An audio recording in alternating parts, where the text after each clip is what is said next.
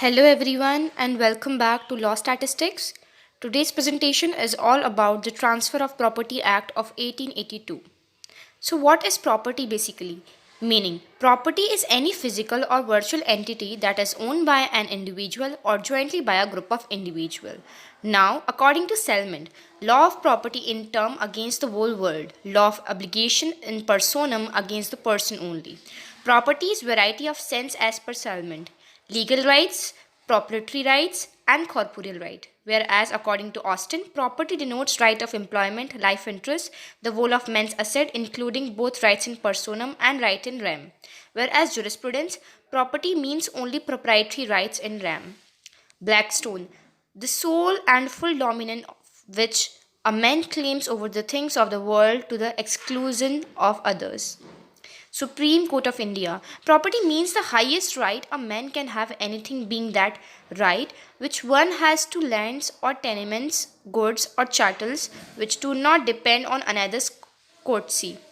It includes ownership of states and interest of incorporeal things and also rights such as trademarks, copyrights, patents, and even right in personam capable of transfer or transmission such as debts, and signifies a beneficial right to or a thing considered as having a money value, especially with reference to transfer of succession and of their property of being required.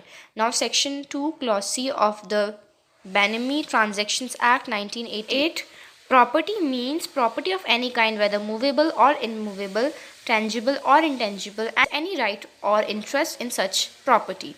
Now is the section 2 clause 11 of the Sales of Good Act of 1930. Property means the general property in good and not merely a special property. Psychological theory by Bentham.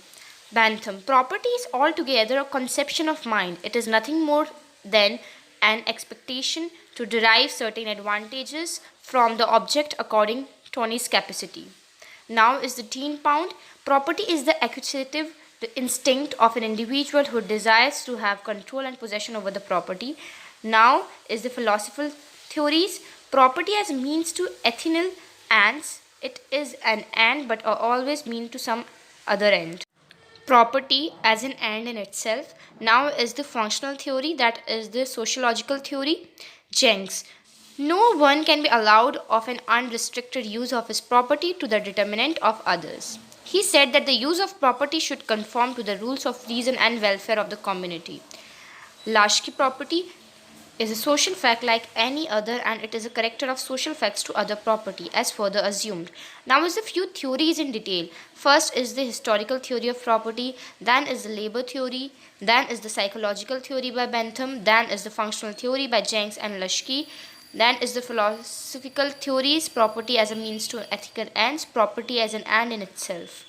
Now historical theory of property. According to the historical theory, the concept of private property had grown out of a collective group or joint property. In the words of Henry Maine, private property was chiefly formed by a gradual disentanglement of the separate rights of individual from the blended rights of the community. Now is the labor theory. The theory is also known as positive theory. This theory insists on the fact that labor of the individual is a foundation of the property. This theory says that a thing is the property of a person who produces it or brings into existence. The main supporter of this theory is Spencer, who developed it on the principle of equal freedom. Also, now is the psychological theory by Bentham. According to this theory, property came into existence on account of acquisitive instinct of man. Every individual desires to own things, and that brings into being property. According to Bentham, property is altogether a conception of mind. It is nothing more than an expectation to derive certain advantages from the object according to one's capacity. Now, functional theories. The theory is sometimes also known as the psychological theory of property. It implies that the concept of property should not only be confined to private rights, but it should be considered as a social institution securing maximum interest of the society. According to JENKS, no one can be allowed an unrestricted use of the property to the determinant to others. According to LASKI, Property is a social fact like any other. It is the character of social facts to alter. Property has further assumed varied aspect and is capable to further change with the changing norms of the society. Now is the philosophical theories, property as a means to ethnical ends. In the opinion of Aristotle, Hegel, and Green, property has never been treated as an end but always as a means to some other end. According to Aristotle, it means to be the end of a good life of the citizens. Further, in the opinion of Hegel and Green, it means be a fulfillment of the will without which individuals are not full humans. Similarly, the outstanding critics of property like Winston Lee, Marx have denounced it as destructive of human essence, a negative means in relation to an ontological end.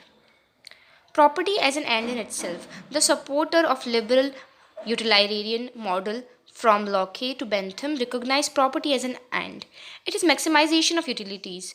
According to Bentham, the command of utilities is measured by the material wealth. The maximization of material wealth is indistinguishable from the ethical end. Property is virtually an end in itself.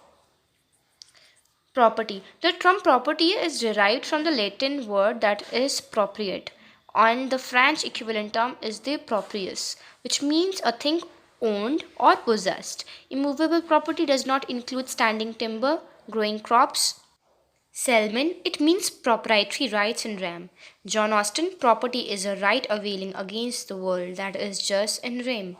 It is right to possess, use, enjoy, dispose, commercial exploitation, apply for different purposes, inherit. Property can be tangible as well as the intangible. Now let's have a look on this chart of kind of property.